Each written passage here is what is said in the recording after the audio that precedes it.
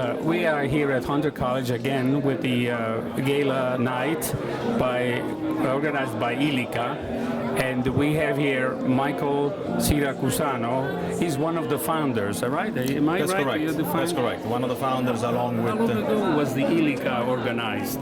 12 years ago, 13, and this is the... What's its main purpose? Well, ILICA stands for Italian Language Intercultural Alliance, and the acronym stands for for the promotion of the Italian language and culture in the American school system. We try to bridge the gap that we feel existed between the current Italian culture and the American way. You are also president or organizing of a private enterprise or private business. What is it about? That's correct. I am an entrepreneur by trade. I'm in the logistics business. I own businesses that range from distribution to fine art, shipping and handling and installation, to project cargo, to the trucking business as well, to consulting within the logistics industry. Logistics is coming apparently to be a very important business today. Or am I wrong? No, it has been for quite a while. If you go back in history, since the globalization started, logistics has become really the backbone of international commerce. But you can go back in history, at any given moment in history, goods that were produced needed to move from one place to another. I imagine the Romans must have had a good logistics. They had the best modern highway system for the time. So you learned from the Romans? Oh, you bet. We always do. They left a sign that is indelible in our society. However, the Romans is history. Yeah. Today we actually need to continue the development of our culture. Italian for product has many good products. So I think what it needs is maybe more logistics in your business in order to propagate, to sell the products from Italy to abroad. And obviously you do from USA to abroad, right? Well, again, the logistics industry really is the backbone of international commerce. So anything that's produced in one place and needs to move to another place needs companies like my own to be able to do it. So it is absolutely necessary in today's economy, and Italy is not immune from the need of logistics. Will be one of the honored guests, or I'm a friend of Vincenzo, and every year I come to support, ILICA, and come to the event. It's a beautiful event. I see. So we always come to support the Italian. The professional, what is that you do? I know you're something official, but yes. I'm not 100% sure. I work in the New York City Police Department. I'm a sergeant in the narcotics division. And I was the former president of the Columbia Association, which is a fraternal group. Familiar with that? Yes, it's a fraternal group that's, I represented all the Italians in the New York City Police Department at the time. Now I'm the second vice president, but I've been involved with the board for 30 years. So, right, very good. Would you like to say something for the Italian-American community? I just want to wish them all, today all the honorees, I want to wish them all the, congratulations and the best of luck. And I just want the Italians in this country to reap the benefits of all the culture that Italy has to offer. I think it's such a wonderful thing that they could do that here and enjoy all the rich culture from Italy in America. I'm a member of the board of directors of ILICA. It's a relationship we began back in 2009, and at that time I moderated it was my first experience with ILICA. I moderated the symposium on the Mose in Venice before everything sort of fell apart in Venice. Tell me the importance of this event tonight and yesterday. The importance of the event yesterday really, it was discussing the present, discussing the future, dealing with issues that affect all of us, both in Italy and in the United States. Those of us sitting here in America, we Italians of America, as opposed to that term called Italo-American that I decided not to use anymore. And I think that what it does is it really creates a dialogue, between the two nations, between the two groups, the two intellectual groups, that really has not existed to the point in which it should, right? Number one. Number two, if you remember, it was not just humanistic, literary people, but there were also people from the business world and from other parts of other professions. I know you know about the main was the main presenter yesterday, Pino Aprile. I know you know him for some time, Yes. so maybe you could tell us a little about him, because Well, he seems to be an important person for becoming. He is an important. I think he is a very important voice. He's the sort of contemporary voice of the Southern question that we've forgotten about, you know. And I sustain that the Southern question was sort of reborn in '93 with Vito Teti, with his La razza maledetta, and then of course Franco Cassano with Il pensiero meridiano, and so on and so forth. There was one of our colleagues at Hunter, Marta Petruchevich, who wrote a book about the latifondisti in '98. So what Pino did was, these first three books were all sort of academic, intellectual books. What Pino did was, he took that intellectual discussion and he brought it to the public, and he engaged them. And the public exactly responded immensely well in Italy. And what it's that public discourse that we've forgotten about, that public intellectualism. We really hope that this may continue and improve the relationship between, in a more popular way, or not popular, but what people really need, I believe. No, but I think you're right. I think the word popular, I think in a more popular way, is it. We in the academy have to step out onto the streets. Exactly, from the ivory tower. We have to step out onto the streets, and we have to engage in that public discourse. Okay. Your boss, is he a superior? He is my superior. He is my boss. But I worked with him when he was chief of department, when he was the chief of operations. But you're with the police department? Fire department. Fire department. Fire department. I'm a captain in the New York City Fire Department. And you're also president of the Columbia Association, which is all Italian firefighters of the New York City Fire Department. Very important association. Yes, there's about 2,000 members. 2,000 members. We promote Italian heritage and ideals of the Italian family. You will be doing the presentation of the flag here tonight, or what will be done? Yes, the New York City Fire Department ceremonial unit will be the presentation of the colors, which is the flag, during the national anthem. So the New York City Fire Department will be doing that this evening. Congratulations. And one day I'd like to come to the Columbia Association. Come anytime you want. Sì. Io sono Giampaolo Cassese e ho 42 anni, sono stato premiato come Young Professional 2016 di ILICA. Da ILICA. Da ILICA. E la mia storia è una storia familiare di lunga durata. Pensate che la nostra masseria ha origini medievali. Mio nonno arriva in questa masseria, siamo in Puglia, siamo nel cuore della Puglia, a Grottaglie, Crispiano. Cosa produce la sua compagnia? Sì, ecco, la nostra è una masseria, noi siamo nel cuore della Puglia. Masseria? La masseria è una tipica fattoria della Puglia, che in genere ha origini molto antiche. La nostra è di origine medievale, la masseria del Duca appartenuta all'ultimo Duca di Martina Franca. Siamo in provincia di Taranto, a Crispiano, nel cuore della Puglia, nel sud Italia. Allora lei viene dalla nobiltà, se non sbaglio? Beh, io proprio no, anzi mio nonno parte da umili origini, poi con una lunga vita di sacrifici e duro lavoro riesce ad acquistare questa storica masseria. Ma in italiano si chiama proprio masseria oppure? Sì, si chiama proprio... Non è una fabbrica? No, proprio una masseria, è una farm, è un'azienda agricola. Ecco.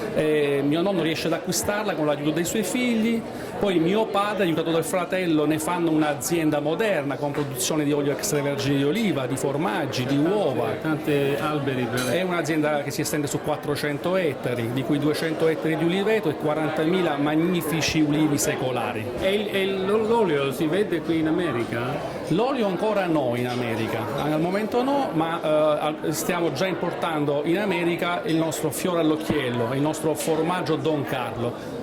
1° aprile dice che è molto difficile esportare un prodotto dal sud Italia perché viene a costare molto di più, è difficile esportare da...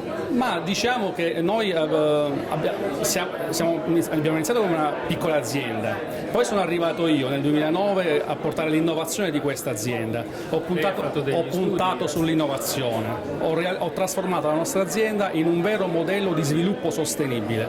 Cosa vuol dire? Per produrre i nostri prodotti noi non inquiniamo, non produciamo scarti, non produciamo rifiuti. Cosa ne fate? Utilizziamo gli scarti organici in un impianto di biogas per produrre energia elettrica. elettrica che vendiamo alla rete pubblica. La vendita dell'energia ci ha aiutato a investire in aziende e a far crescere l'azienda e oggi, grazie a questo virtuosismo ambientale, i nostri prodotti sono conosciuti in tutta Italia, esportiamo, vendiamo in tutta Italia e anche in importanti nicchie di mercato internazionale. Come si chiama il formaggio? Il formaggio si chiama Don Carlo, dedicato a mio nonno che ha iniziato questa storia familiare. Adesso vorrei chiederle come ha fatto ad avere questo Stradivari, perché ce ne sono pochissimi, lei è padrone, come va? È una parola intrigante. Sì, certo. Sono violini che vengono concessi da collezioni private e la mia volontà all'interno di questo progetto Uno Stradivari per la gente è proprio andare a bussare alle porte di coloro che comprano questi strumenti per investimento e spesso però non li fanno suonare e questi strumenti invece hanno bisogno di suonare, di essere utilizzati bene ovviamente, però hanno questa necessità. Quindi sia le fondazioni, sia collezioni, ma anche questi privati collezionisti riesco a coinvolgerli per far sì che i loro strumenti suonino nuovamente. Ecco. Quindi lei si è specializzato su Stradivari? Sì, questo è lo Stradivari numero 26. Ecco, nel corso di questi 12 anni di attività ho utilizzato diversi Stradivari, alcuni anche per solo un concerto. Ma quanti ce ne sono ancora? Stradivari ha fatto una produzione come bottega di più di 1000 strumenti.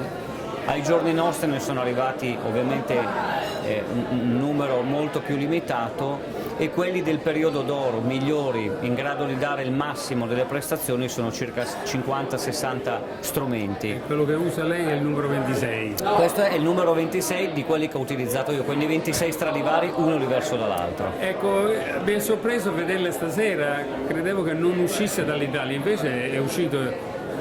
Viene spesso in America? Vengo spesso, sì, in America, ormai è da 5 anni che organizzo dei tour musicali, per alcuni periodi sono stato anche un mese in giro per l'America, da Chicago a Houston, passando dalla Washington, Baltimora fino alla Severance Hall di Cleveland.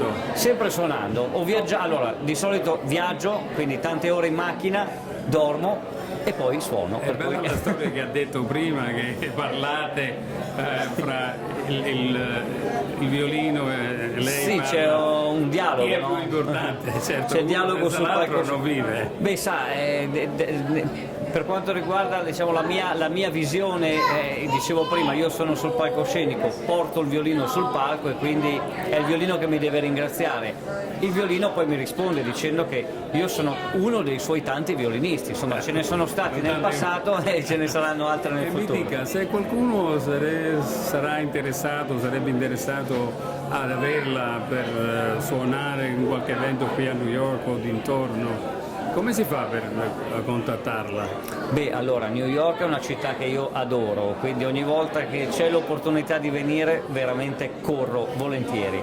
Ci sono diversi modi per contattarmi, quello più semplice è quello del web, io ho un sito www.matteofedeli.it e poi c'è, insomma, basta fare una semplice ricerca Matteo Fedeli sul web, viene fuori il mio sito e da lì c'è un forum dove mi si può contattare per organizzare qualcosa di bello. Chissà, forse qualcosa uscirà di bene. Perché no, volentieri. Cercherò di seguirla pure, specialmente se viene a New York. Volentieri. Va bene, grazie assai. Di nuovo, a presto. Grazie.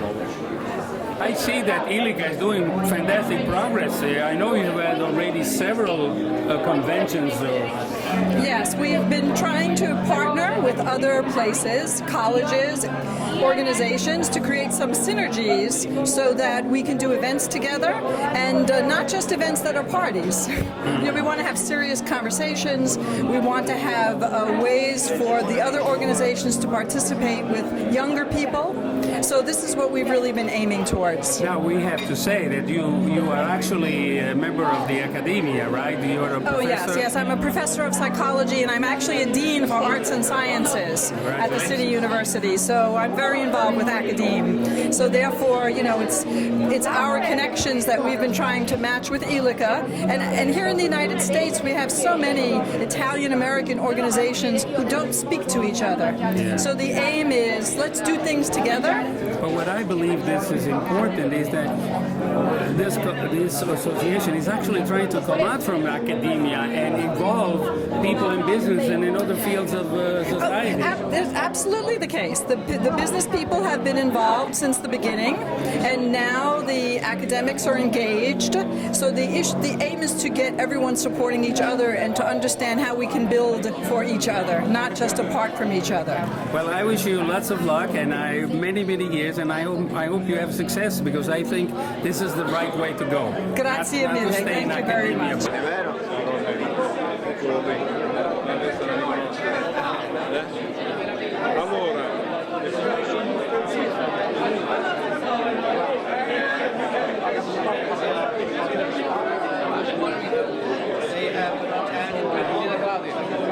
L'ho visto l'altra volta, ciao. Buonasera.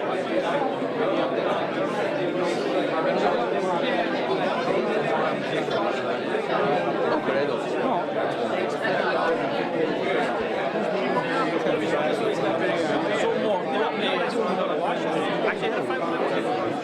Because I take the Amtrak. Why do I want to sit with you? In fact, I take the Amtrak down.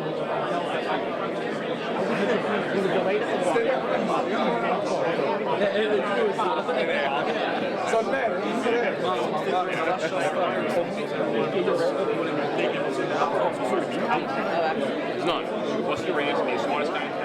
He's got a shot. And then the money you take, you're saying, Keeps going. the government takes 3/4. Yeah. Yeah, the oldest woman in the world lives in Italy. Oldest person.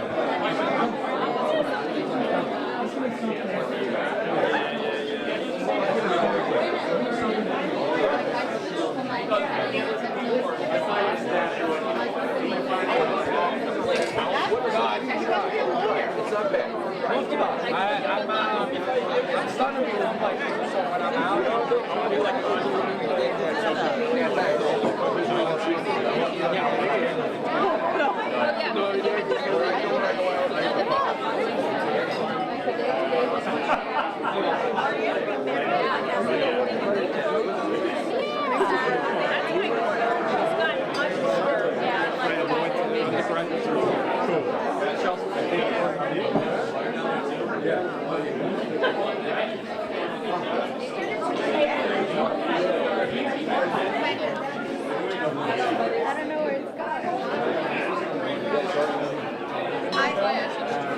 lei è bella. No, che...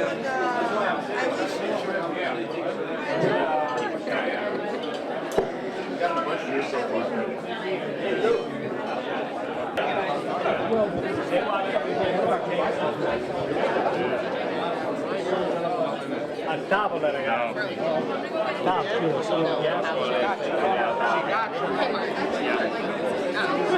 And I don't care. And I'm wearing it tomorrow.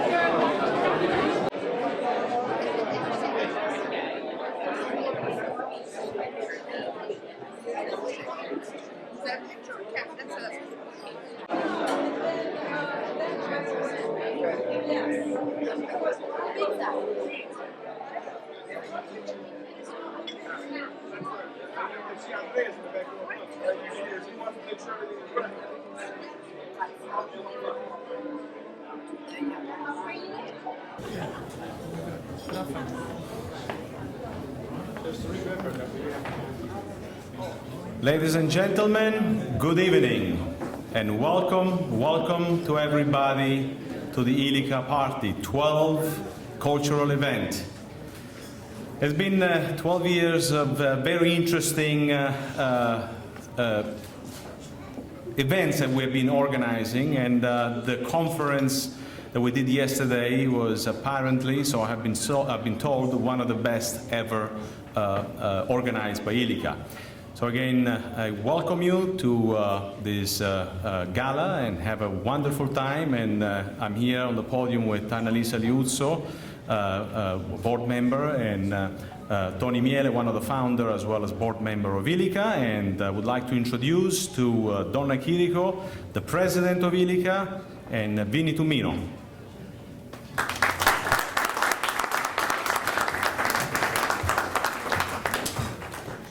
On behalf of the Italian Language Intercultural Alliance and our founder and chairman, Vincenzo Mara, and of course all of our board members, and I would just like to take 1 second and ask our board members to please stand.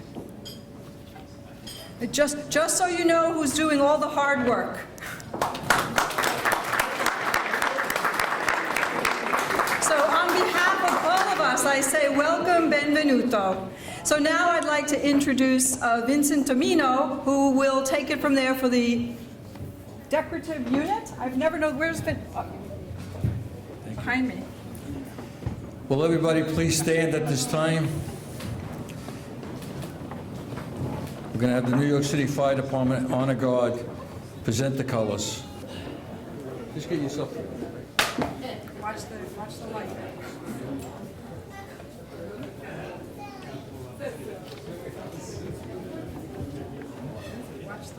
Watch the light.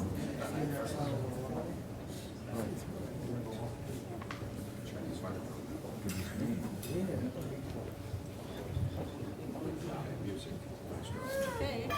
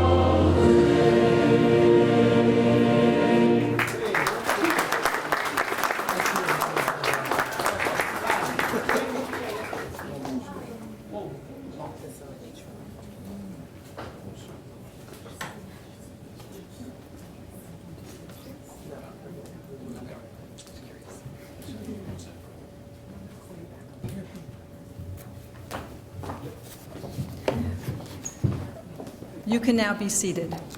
Thank you. Normally at this part of the evening, we would have Monsignor Hilary Franco give the invocation. However, he was caught up in a bit of a traffic accident. He's okay, but he's on his way here, so we're optimistic that he will be here before we begin dinner. So at this point of the evening, we would like to begin to present our awards for tonight. This year, ILICA is pleased to honor not just one woman, but a coalition of women, the National Organization of Italian American Women. From the New York Times, in July 1980, a small group of Italian American professional women met in a West Side apartment to talk about forming what some of them at the time believed was a pipe dream, a women's organization in which they could share their experiences, further their careers, and become role models for younger women. That apartment belonged to Aileen Syrie, who's with us this evening, its founder. And the pipe dream is now a reality that is 36 years old. The mission of the National Organization of Italian American Women is to unite and connect women through Italian culture and heritage, to celebrate the achievements of women of Italian ancestry, to inspire and enrich members with shared interests in cultural programs, and to empower and advance the educational and professional aspirations of current and future generations. NOIA, as it is called, is dedicated to the progress of women in the workplace and in our society, and Italian American women in particular. NOIA celebrates the accomplishments of Italian American women to help advance the next generation of women through education, mentoring, networking, and shared cultural experiences with Americans and Italians. Tonight, I'd like to invite to the podium, accepting ILICA's 2016 Women of the Year Award, Maria Tamburi, who is chair of the National Board of Directors.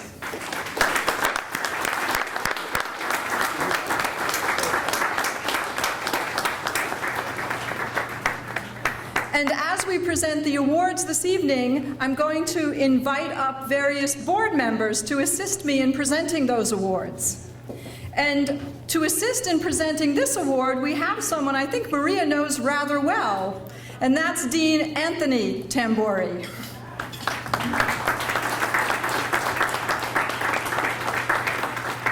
Maria works tirelessly, thoughtfully, and with immense spirit to maintain and move forward the mission and values of the National Organization of Italian American Women. And it is for this reason that tonight we present ILICA's Women of the Year Award to Maria on behalf of the entire organization and all of the women who work so tirelessly.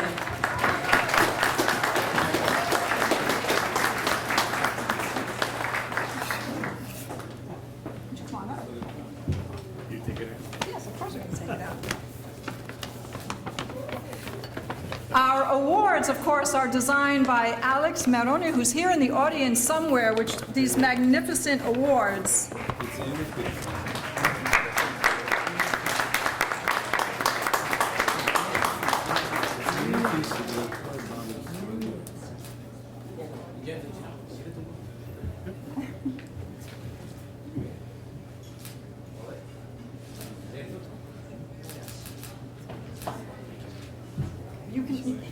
You can hold this. It's like carrying her purse.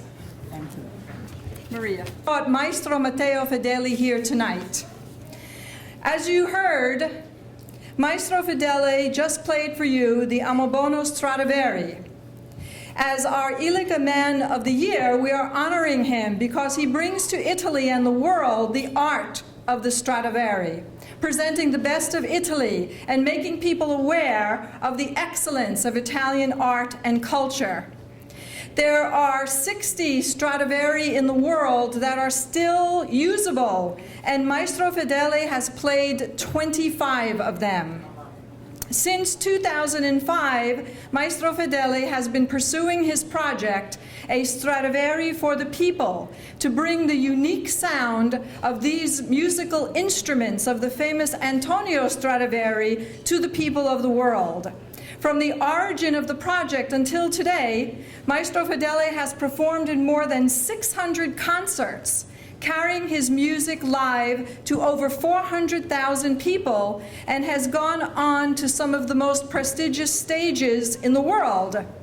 He has also performed here in New York on tour. In 2014, he performed at St. Anthony of Padua Church in Greenwich Village. Now he can add ILICA and the City University of New York. But he has also played for the people in places that are not well known, and for those who otherwise would not have access to this experience. To quote Maestro Fedele, "It's the power of music, and if you are able to reach people's emotions, it means that you have achieved your goal." ILICA's 2016 Man of the Year, Maestro Matteo Fedeli.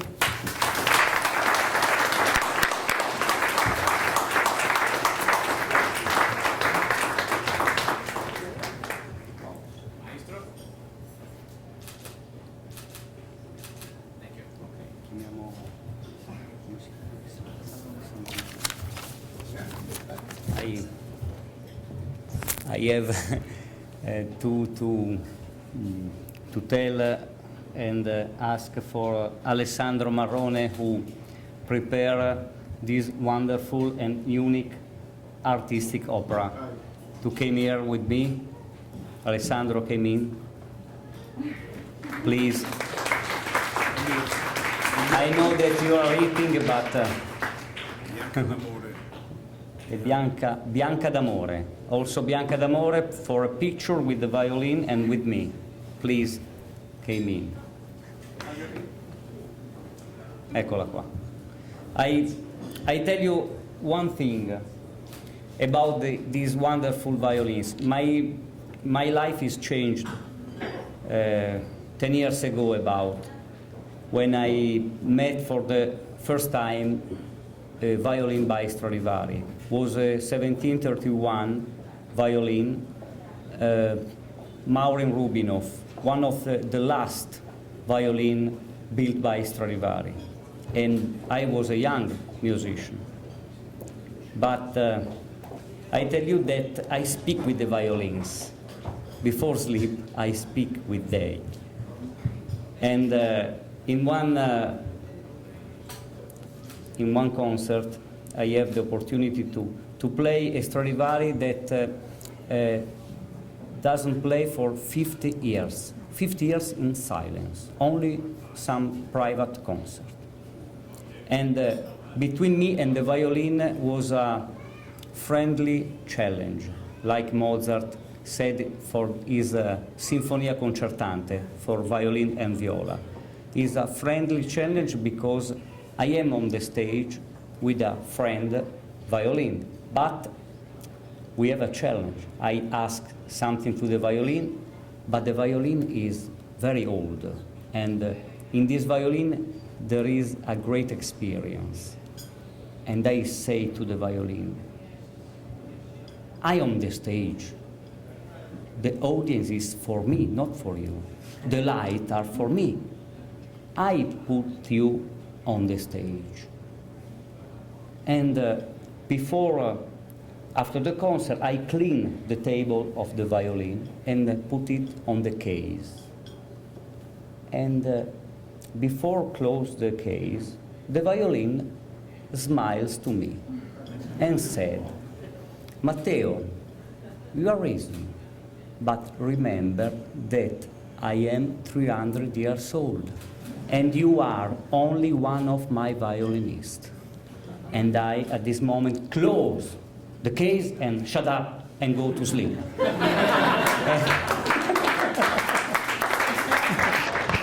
But day after day, the history is the same. I haven't other words for you. I think that all my words, all my emotion, I told you some minutes ago with the music through the voice of this wonderful violin. Thank you so much. Thank you, Vincenzo. Thank you, Donna Enrico, and all friends of ILICA. Giampiero, thank you. Grazie. And the award says, a magical sound, a magical maestro, a magical Italian for the entire world. Maestro Matteo Fedeli.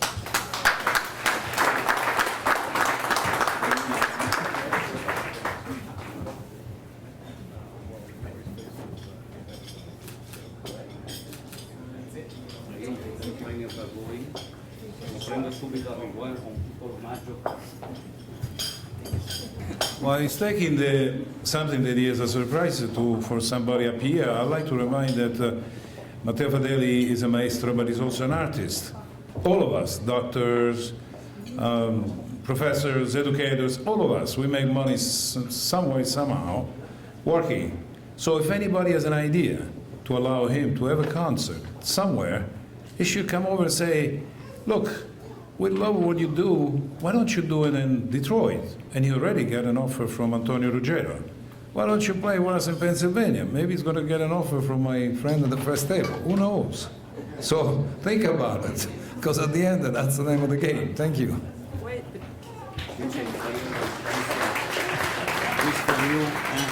This is the form like Stradivari used for to build his wonderful violins in the golden period.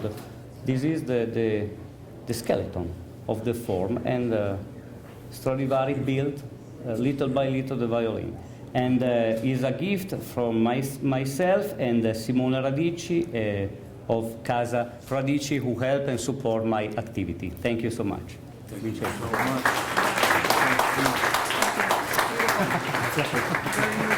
Next year, he played the violin. After I got this, I gotta thank Simone Radici. Please stand up, because she supplied all the mozzarella tonight. my grandmother called mozzarella. Thank you. Thank you very much. Thank you. Well, that was a nice surprise. Oh.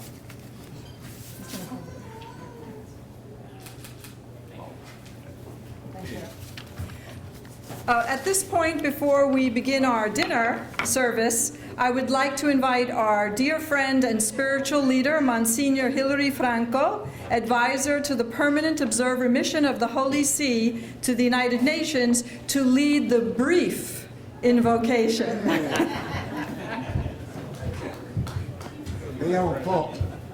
Vediamo un po' how brief. Maestro, I want to tell you something. Last week, where are you? Where is the maestro? Right here. Last week, I was at a place called the Waldorf Astoria for the Alfred Smith Memorial Dinner, which has become now famous because of the two candidates.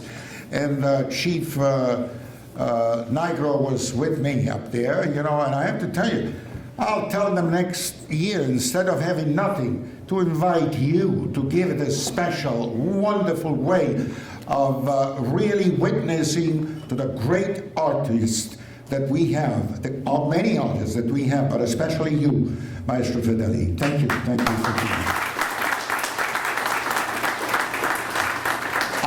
here. I was given 40 minutes to talk, but I would like to state that the theme tonight was discussing the present, yesterday and today, and looking to the future. This is the theme that gathered us yesterday and today. Now, one of the most prestigious institutions of this metropolis is here, but I'm sure that we are discussing the present and looking to the future without forgetting the past.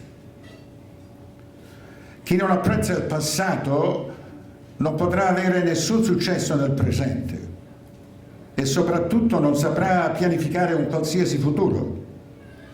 C'era un certo Giugiaro che si chiamava Cicerone, il quale disse una volta: "Historia magistra vitae", la storia maestra della vita.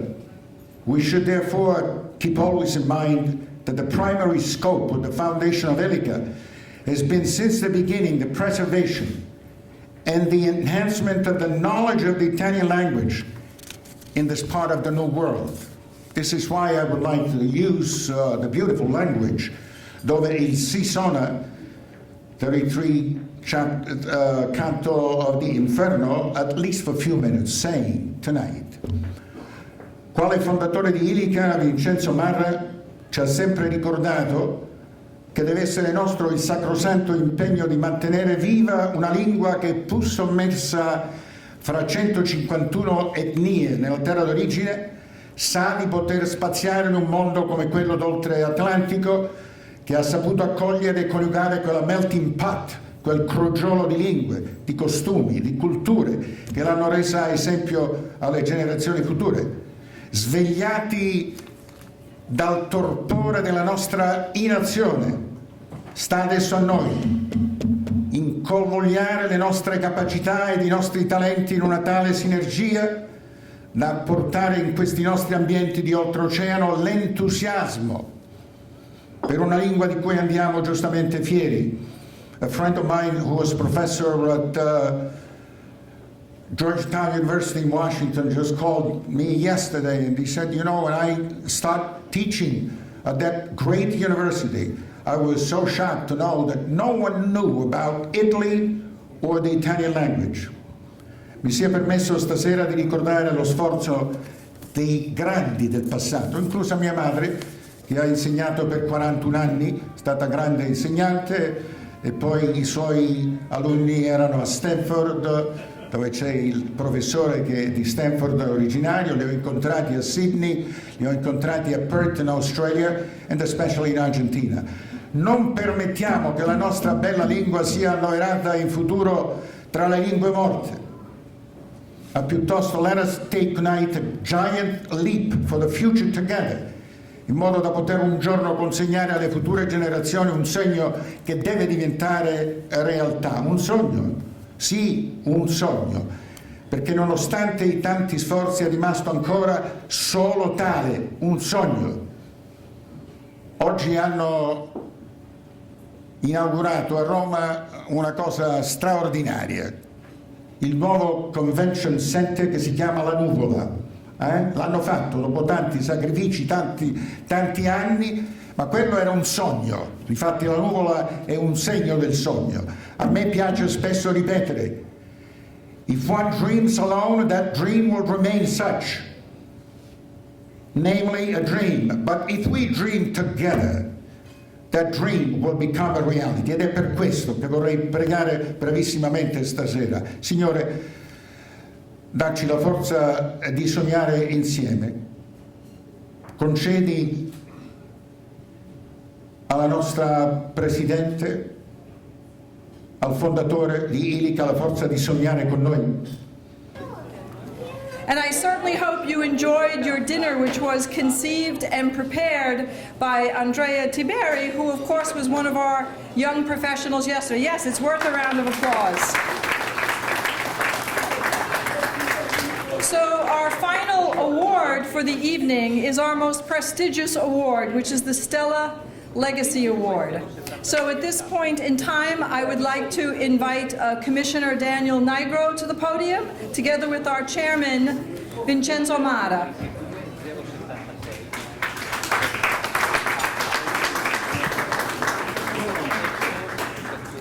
And it is a privilege to be able to share with you some of Commissioner Nigro's background, because if I were to share all of his achievements with you, we would be here until well into tomorrow morning. The current and 33rd Fire Commissioner in the department's history is Daniel A. Nigro, appointed by Mayor de Blasio in 2014. Commissioner Nigro is only the 6th individual to hold every rank in the department in the agency's history.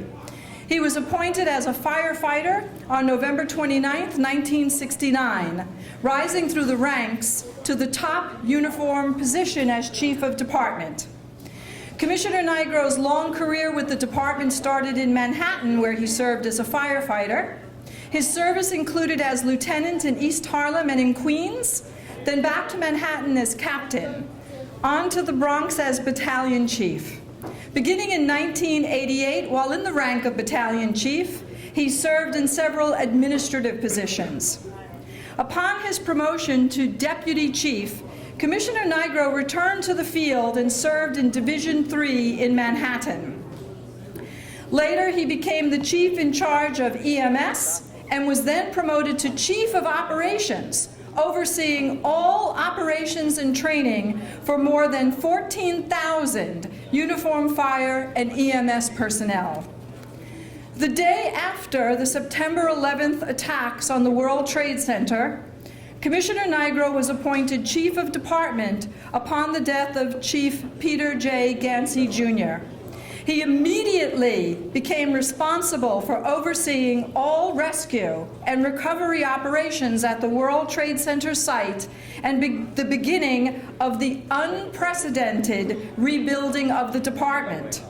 As Chief of Department, Commissioner Nigro held the highest uniformed rank, overseeing all major uniformed FDNY bureaus, operations, training, EMS, communications, and fire prevention.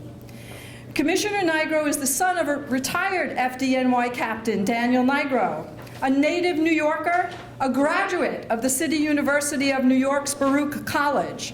He resides in Queens with his lovely wife, Lynn, and his sons-in-law are part of the FDNY. And to quote from Commissioner Nigro when he was sworn in, "The fire department in its mission and in the motivation of its members has not changed one iota, to do an excellent job and to serve those who live and visit in the city. That was the mission of my father, signed on for, and it has been the same for me." A beloved leader, those who have worked with Mr. Nigro describe him as smart, dignified, and gracious, steely under pressure, and a real gentleman. It is for all these achievements that ILICA is honored and privileged to present the Stella Legacy Award to New York City Fire Commissioner Daniel Nigro.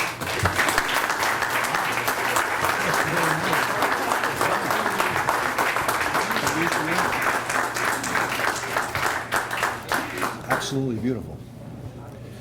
Well, I know I'm looking at my watch, and I know you all want me to accept this award like Alfred Hitchcock accepted his Academy Award by saying, "Thank you." But I will say a few words. More than that, I am quite honored to be up here with my good friend Vincenzo to receive this award. And I've received a lot of awards, and that's not a boast. What I want to say is every reward that I've received is because of the actions of the members of the New York City Fire Department. Not me. I represent the members of the New York City Fire Department. Having the privilege of being fire commissioner grants me these awards. And for 151 years now, the fire department of the city of New York has served the people here. 1,145 firefighters, 1,145 have given their lives in the line of duty in New York City in that 151-year history. As you saw on the news 2 days ago, a firefighter on a rope rappelled off a building to save a man through a fire moments before that man would have perished. It's not a unique event in the fire department. Every member of the department is capable of doing that. Every member of the department goes to work every day to protect the people of this city. So it's a great honor for me to do that. 47 years ago, I became a firefighter, and the first day, I loved the job, loved it. At that time, I already had fallen in love with a lovely lady. So she will say she's not sure who I love most, the fire department or her. It's you. You're number one. Fire department's number two. But you need a partner to succeed. And certainly in my line of work, I've succeeded to become the fire commissioner of the city of New York. Now, I've been very lucky. I was lucky to survive 9/11. I was lucky to meet a beautiful woman. Through my luck of surviving 9/11, I met this guy, Vincenzo. Charismatic, what more can you say? A lot of adjectives would come to mind for Vincenzo. And I met him and served on the board of ILICA for 8 years. And the only thing I regret about going back to work in the fire department is the fact that I can't get to Italy as often as I would like, and I'm no longer on the board of ILICA, which is such a forward-looking organization and such a wonderful organization, all created through the wonderful mind of this man. So I'm very proud to be here at ILICA's event, very proud to be standing next to Vincenzo Mara, my dear friend, very proud to be in the company of board members that I served with, that I loved, that I became friends with, and to all of you I say thank you very much. I've spoken enough.